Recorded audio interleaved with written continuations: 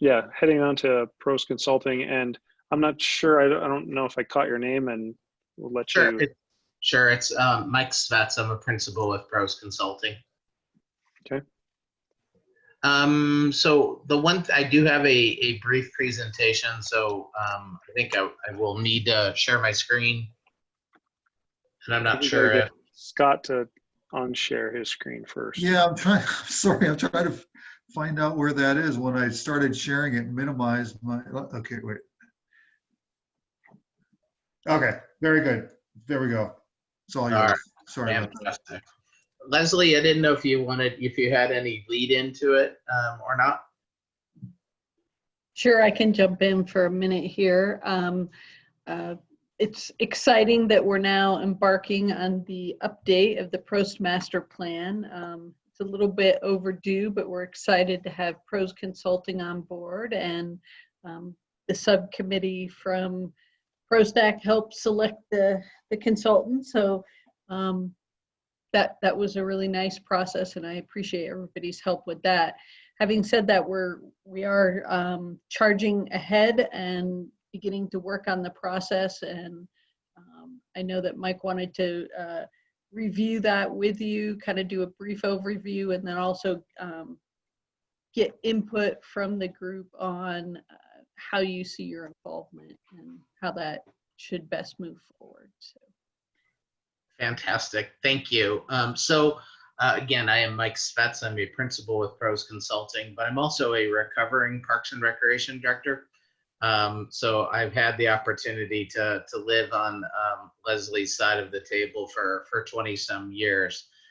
So I think it's a little bit helpful in terms of being able to not just look at things from the outside in, but also understand how things work from the inside out, while completely respecting the fact that every agency and every location is a little bit different.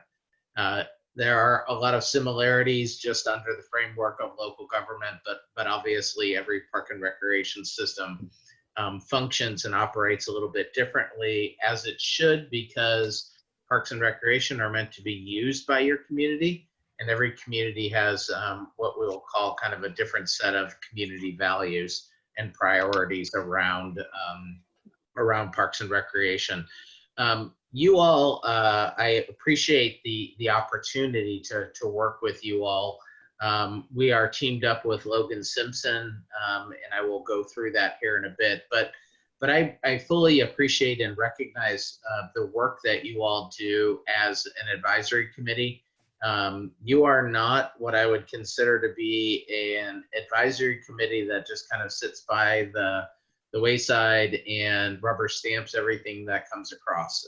There's full recognition that you all are very much a roll up your sleeves working group, and we look forward to working with you as opposed to just necessarily getting your feedback as we go through this process. So I'm going to kind of just share my screen, give us an opportunity to kind of just give you an understanding of how the process is going to move forward, and then we can just kind of go from there. So let me see here from the beginning.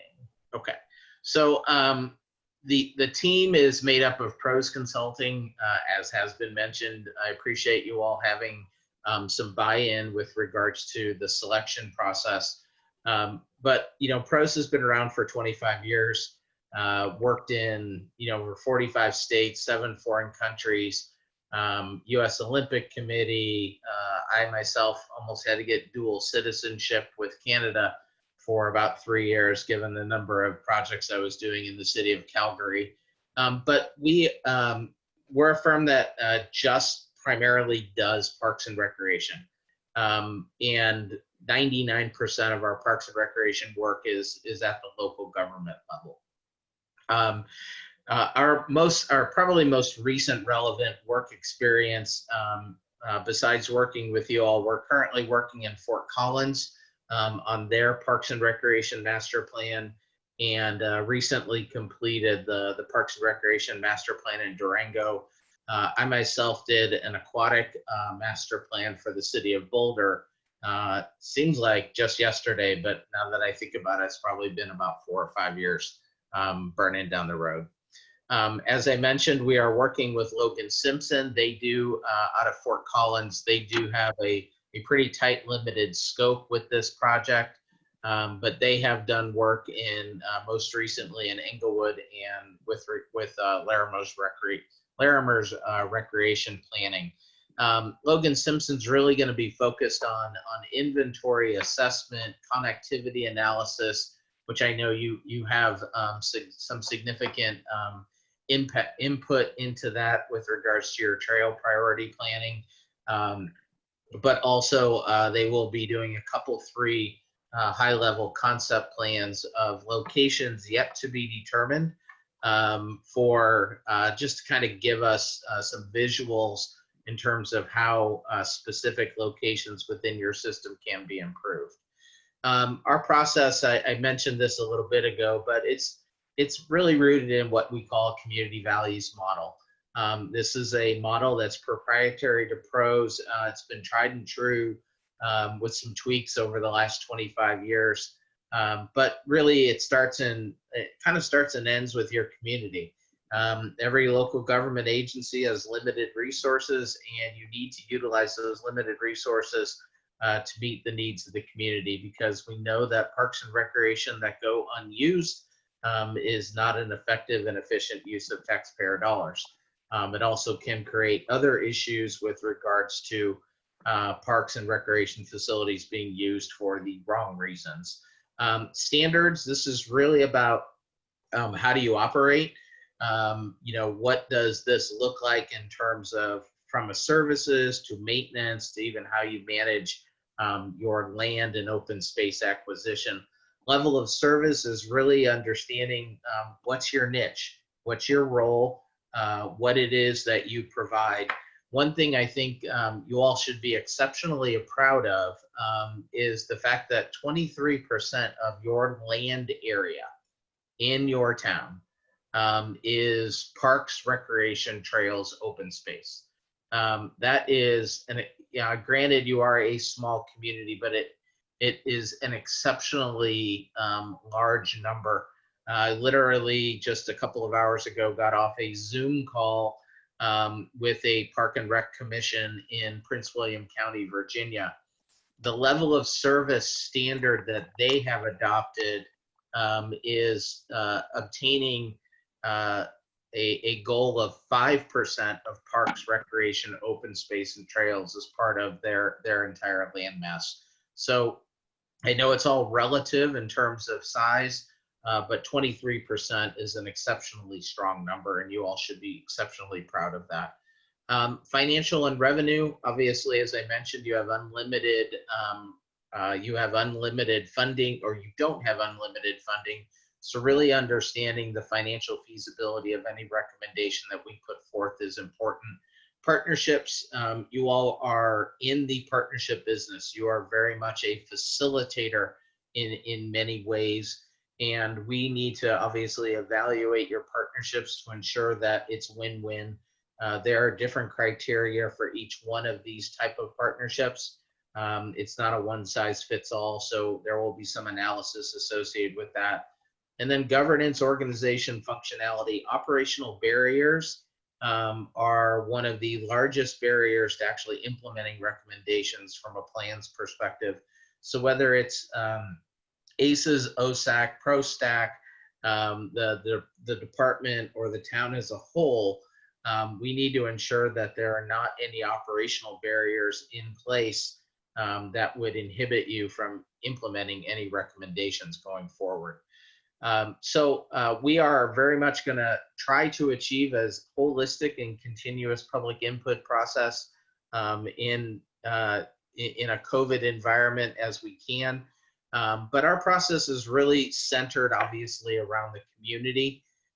We are just beginning discussions around what this looks like from a detailed perspective. But a couple of things that we obviously need to do is we need to create curiosity about the plan. We need to let people know that that's going on. Because if we don't, we're not going to get that level of engagement. We need to be very clear about what this plan is and what this plan is not about. It's a system-wide plan that, yes, we will drill down to 3 very specific sites for improvement, but it's really kind of charting your course over the next 10 years. It's not about, for example, the level of specificity and detail around which you just had discussions with regards to the bike trail, the US 36 connector. So I think that if we approached each and every project that way, the master plan process would probably take a couple, 3 years, and that wouldn't be necessarily good for anybody. We need to instill confidence in the community that their voice has been heard and reflected in the plan. And we obviously need to be very creative about it. One thing I wanted to kind of share with you all is we look at your community in 4 very distinct groups when it comes to their engagement with Parks and Recreation. Aware users. I think I heard numerous times, for example, in your discussion about the US 36 trail connector, is that you are users of your system, but you're also very in tune and very much aware.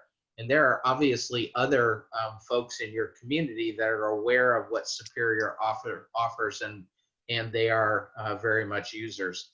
There may be folks in your community that are users, but they don't necessarily care or pay much attention to who's providing those services. They just care that the services are being provided.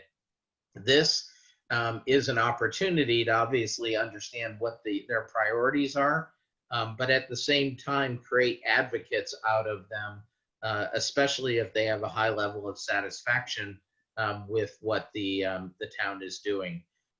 You have folks that obviously are aware of you all from a Parks and Recreation perspective, but they may be non-users.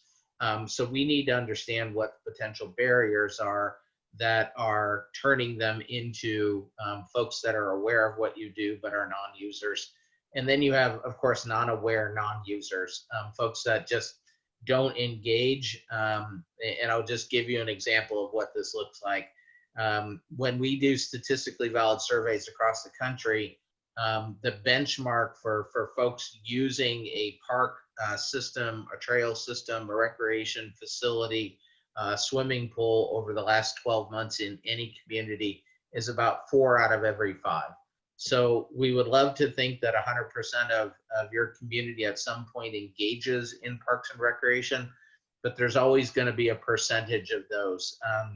Very much like the aware non-users, we just need to understand what the barriers are and see if we can eliminate some of those barriers to kind of turn them into, at the very least, users of your system. So we're going to use quite a few group opportunities here to, we're going to try to use several tools. Many of them are going to be obviously via Zoom. The stakeholder users, partnerships, engagement with you all will be via Zoom. We are going to use your Bang the Table software to conduct a community-wide survey later in the summer. I'll touch on the public presentations here in a bit, but we're also going to do at the very least 1, but possibly 2 or 3 virtual town hall meetings via Zoom using a webinar function. So this is, instead of trying to bring all this information to you, and I recognize that you all have a subcommittee for this very specific project, but we don't want to just be bringing information to you at the beginning about what we're doing and then at the end. We want to bring this to you in chunks so that you have opportunities to engage, ask questions, provide feedback that can be worked into what it is that we're reporting on. So we will be back in front of you at least 4 other times with a presentation, present information, findings and recommendations, and final plan adoption, in a way that allows the information to build on itself, so that when we get to the end of the master plan, we pretty much have turned every stone over and have certainly looked at everything as much as we possibly can within detail within the scope of the project to give you a master plan that you can be proud of, but also one that is realistic and implementable. As I mentioned, there will be the inventory and assessments being conducted by Logan Simpson. One of the things that Leslie and I very briefly brainstormed was opportunities for the subcommittee to engage in this level of work. Not that we're saying that you have to go out with Logan Simpson, but we recognize that you all have done a significant amount of work in terms of very specific priorities with regards to improvements in your parks and recreation and trail system. And as I understand it, a lot of this has to do with your level of community engagement and your advocacy in the community, but also the fact that you're strong users of the system. And so having that view shed into inventory and assessment and understanding the backstory by which you have done your priorities for park improvements and trail prioritization will be what we think would be exceptionally valuable and insightful, and quite honestly would be a disservice to your work that you've done previously if we didn't engage you at that level. We are going to do a program assessment. We do recognize that many of your programs are done via partners, and that you're primarily a direct service provider when it comes to programs and services around aquatics. But as I mentioned earlier, partnerships have to be accountable. They have to have high levels of customer satisfaction, because at the end of the day, your name is on it, and you want to be represented exceptionally well by your partners who are serving as an extension of what it is that you all do. Community needs, as I mentioned, all of this is really going to roll into what we'll call a prioritization of community needs. This is not you all, but we'll break it up into programs and services and facilities and amenities. Typically what we see at the high end of the spectrum are things that appeal to all age groups, appeal to a very wide swath of community interest, and also have a high level of either need and or unmet need. In other words, people want you to continue to do these things and or expand upon what it is that you're doing. At the low end of the spectrum are things that become very special interest. They can become very age specific. It is not meant to indicate that your community should not offer these kind of programs and services or amenities, but what it means is that it's currently right-sized. And if something comes out of the community needs side of the equation that you're currently not doing that ends up on the low end of the spectrum, that simply means that's something you should not be looking to do in the future, because you just don't have it's not a high priority for your community. It would not be a good use of funds to try to do things that a few number of people have an interest in doing. Level of service standards, as I mentioned, this is really about right-sizing your system. I do not want to make any predictions, but I think the fact that you currently have 23% of your land mass, I think the master plan is likely going to be very much about trail connections, possible maybe 1 or 2 sites that are currently undeveloped within your community. But it's not going to be about a bunch of land acquisition. It might be about how do we re-envision or reimagine your existing system to better meet your community needs, with then therefore a level of service being focused on amenities within your park system, as opposed to what we would typically look at, which is how much more park acreage do you need? It's not to say that we won't show that you need additional park acreage, but I think we also have to recognize that, you know, one smart man once said, land, they're not making any more of it. And unless you all are planning to annex a ton of acreage outside of your current city limits within the next 10 years, that would in turn add population to your town. The likelihood of you acquiring a ton of acreage or us recommending that you add acreage to your system is probably going to be lower priority than certainly what the amenities within your existing system look like. Just We will a map. real Yes. quick question. Sure. Are you going to look at the relative balance, on that previous slide, across town, some parts of town have access to more parks, more trails than other parts of town? That's exactly what this is. Okay. Oh, all right, never mind. Yeah, you beat me to it. That's fine. But we need to. You're right. We need to understand what that level of service looks like from an equity mapping perspective. So accessibility, where are there gaps in your system? Right now, these are maps that just kind of show community parks and potential trailheads and/or trail connections. But we'll do this with amenities like playgrounds and picnic shelters and possibly rec facilities or swimming pools or so on and so forth, so that we understand, again, when we start to think about your system, let's just say, for example, your community desires more splash pads or more dog parks. And, are there opportunities within your existing system to add those so that you in turn could create equitable access from a geographic perspective in your community? So yes, we will absolutely take the level of service and interpret it through a mapping exercise that I think really helps to help people visualize things a little bit better than a typical spreadsheet would. As I mentioned, there will be connectivity analysis, certainly engaging. This is something that Logan Simpson will do.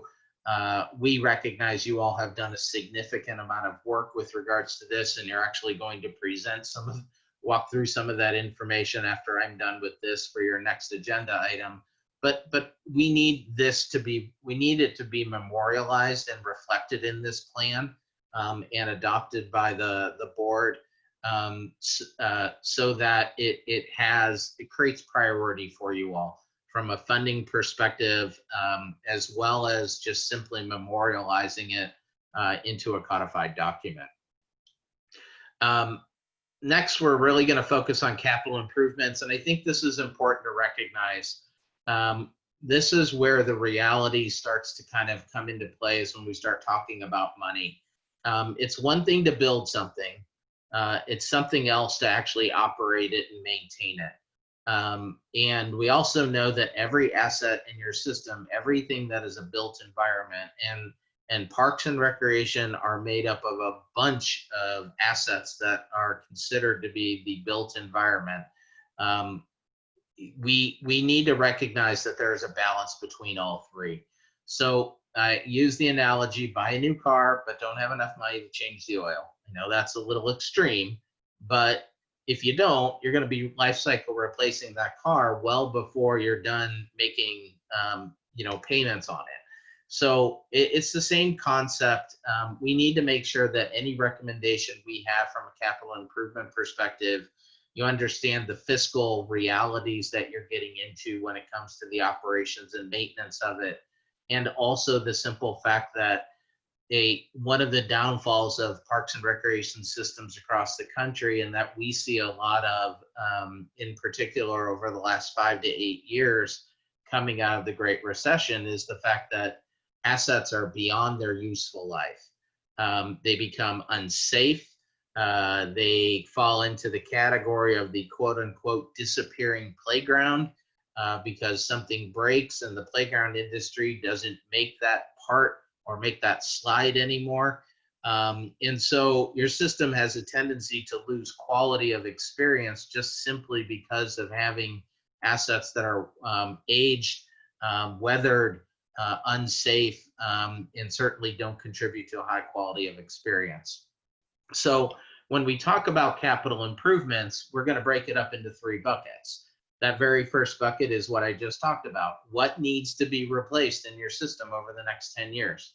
The folks that currently live in your community and will live in your community deserve a park system with a high quality of experience, as folks have experienced it in the past when a lot of the stuff was quote unquote new. Just because it exists doesn't mean that it provides the same level of quality of experience. So understanding what those sustainable life cycle replacement projects are going to be. Expanded services, again, this is where we think we're going to really focus on this project, is how do we make more productive spaces, more high quality experiences within your existing park system. And then the visionary side is are there any parks that are in need of complete renovation? Are your pools in need of complete renovation? Do we need to develop parks out of land that has been set aside but has pretty much just been meant or left as fallow and open space right now, but are intended to be developed parks? Do we need to build a recreation center? All of these things would kind of fall into bucket number 3, which is that visionary bucket. The reason it's important to that we have found, this makes it a little bit easier for people to understand the CIP as opposed to a huge laundry list of projects. And it's part and parcel because there are different funding strategies to achieve projects within each of these buckets. There's not a lot of fun, sexy grant money out there just to replace the playground or just to do maintenance on a section, an overlay on a section of a trail. That typically has to come from within unless there is some sort of real creative financing strategy that we can come up with. But we will very much identify funding strategies that you're currently using and funding strategies that you might be able to use that are implementable and feasible and sustainable to take on the total cost of ownership approach and the actual CIP. And then implementing the plan is really just about kind of creating an action plan matrix that's kind of built off of your comp plan. I think the one thing that we recognize is your comp plan is from 2012. And so we do have to create some sort of alignment with your existing comp plan and the goals and policies identified within that. But we also recognize that this might be slated for an update in the next year or two. And if it is, this is a great time to do a Parks and Recreation Master Plan, because we have the ability to basically, through this PROST plan, we have the ability to write that comp plan chapter. I've been a Parks and Recreation director in which I've done it both ways. The one that was most successful, most easy, was the one where we did a department master plan, a system master plan that ended up kind of feeding directly into a comprehensive plan. And so I think we have that opportunity here. We just have to ensure that the goals that are in your existing comp plan, we basically need to affirm those, understand if they're still valid, tweak them, and add to them as we go forward. One thing I didn't mention is the fact that we do know that you have a 2005 master plan. Now that is 15 years old, but we do need to look at that master plan and understand what has been implemented, but also what has not been implemented. And more importantly, understand why any recommendations within that plan have not been implemented. So that if they come back up again, we understand what the potential barriers are to implementing some of those recommendations. So questions, concerns, comments, suggestions?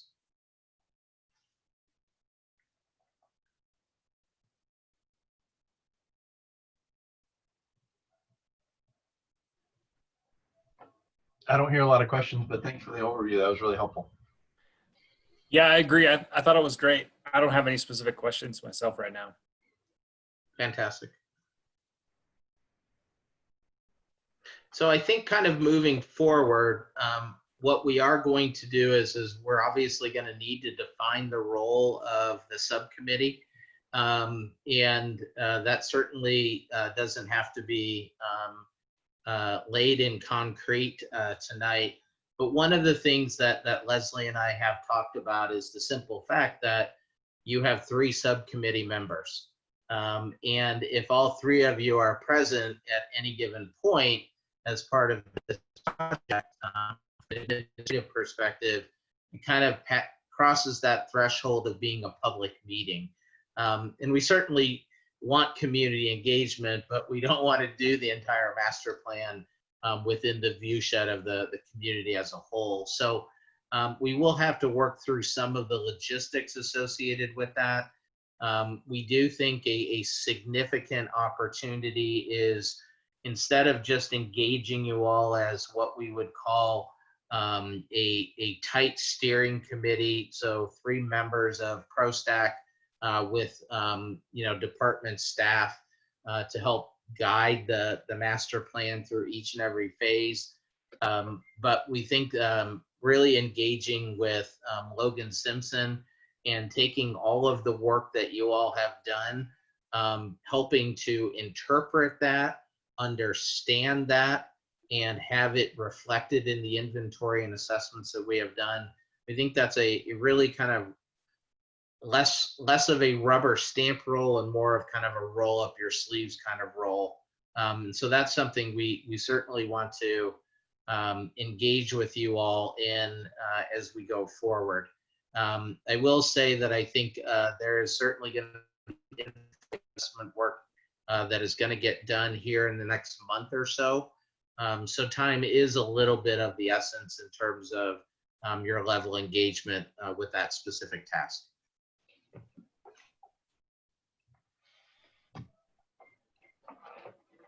Any thoughts on that?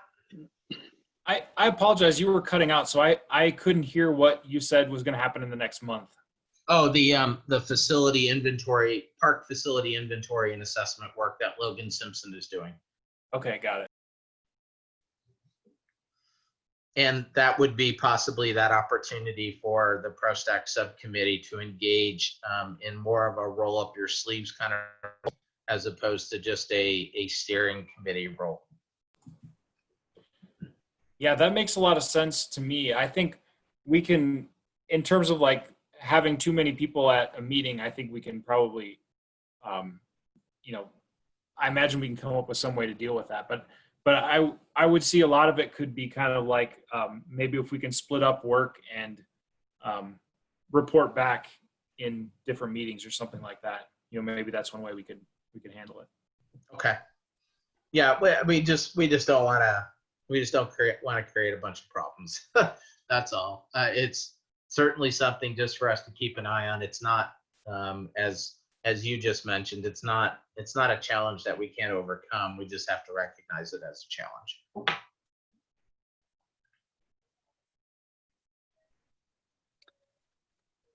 I'm excited and also a little bummed at the same time that it's all finally getting started after all these years, and it's gonna be great. It sounds like it'll be really awesome and what we've been looking for a long time. Because as you'll find with working with the committee, we have a lot of amenities that we've been tracking, and whether or not they could be implemented in the right places or if they shouldn't be implemented. And having that guidance is what we've been looking for. And I think everything you presented is right where we're headed. And I think, from our trail standpoint, and you heard how passionate we are about our single trails to the microscopic level, but trails and even the amenities. And I think that there's a lot of opportunities in the community within our 23% of space. And I think that, it'll be great. It'll be a lot of fun, and a little bummed. Just in the fact that it's my last meeting. So. Well, I know, but you can still have a hefty role as a member of the general public, right? That's right. I will. Trust I would me. expect that you will be. So, anyway, anyone else have any other thoughts? So do you have anything in mind Mike, as far as like specific details on these next weeks and engagement and how that's going to look? Well, we do have a project plan that I believe Leslie can send to you all that kind of details the specificity of the tasks and when we're going to do them. We just had a very recent conversation about the public engagement side of the equation. The way I typically like to work this is to work it from the inside out. So we need to have conversations with staff and with you all as a PROSTAC committee, not necessarily as part of this meeting, but kind of breaking you up into groups of 2 and maybe intermingling you with other members of the public, such as the library or the sports stable or Boulder Open Space, and get some feedback from there, and then it will kind of roll out into kind of a kind of couple of parallel paths. One, we're going to do a virtual community meeting that provides them an overview, but we'll also do, as part of the virtual community meeting, we'll also do some live polling. We can handle up to 500 people on that kind of webinar. And given the tight-knit group of your community, we may end up having to live stream that if we hit that 500 mark. So that would be a great thing to do. But at the end of the day, that's going to be one level of community engagement on the front end. And then the other is that survey that's going to be run through Bang the Table. That will likely take place in August. So that we can have some sort of community needs findings and the inventory and assessment findings at some point shortly after Labor Day, because at that point, that's kind of our pivot point with the project. Once we understand what all the key findings are, then we can start to move into the conversations about level of service, capital improvements, the mapping, and so on and so forth. But I will reiterate this 1,000 times, if not once, during this entire process. Parks and Recreation is about your community and its priorities, and we need to tee you up in such a way that you have the tools in the toolkit to meet their priorities, so that people just don't feel like you're continuing to do the same old, unless the same old is what they want.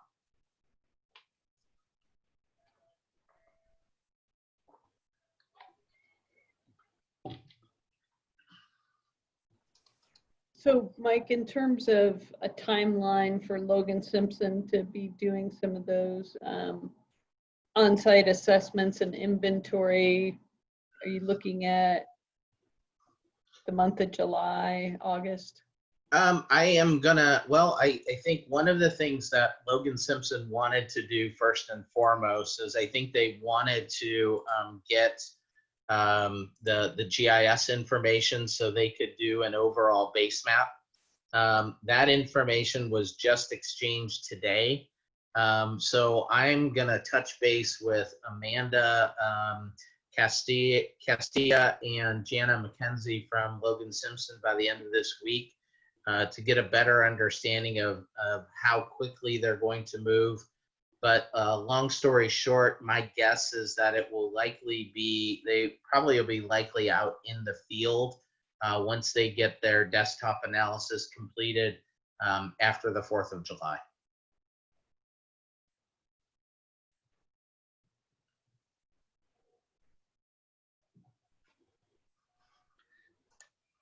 So that means that engagement with us in terms of sort of brain dump to them of additional information comes after that? Is that? It would probably come during that process. I think it would probably be advisable. The way we kind of envision it is from an assessment perspective, or maybe what we could call it is as an opportunities perspective assessment, and say, how can, instead of looking at it and saying what's wrong with the system, That's always a starting point, but we need to say what can we do to improve the system. I look at it as a kind of a three-pronged process when we're dealing with it at that level. You have the professionals, the landscape architects in Logan Simpson. You have staff who deal with the operation side of the equation. And then you have you as a group that are strong advocates for parks, but also really have done a lot of legwork, community engagement, and our users. So I think it's kind of that three-legged stool that makes that assessment really, really strong, right? Kind of coming out of the gate, so to speak.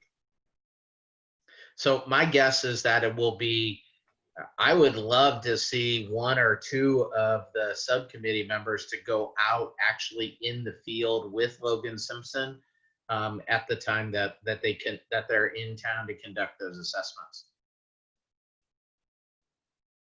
But I don't have a hard and fast date, but I will get that for you all, hopefully within the next week at the latest. Okay, thanks.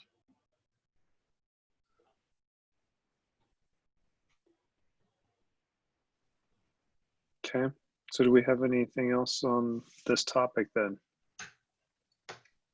before we move on?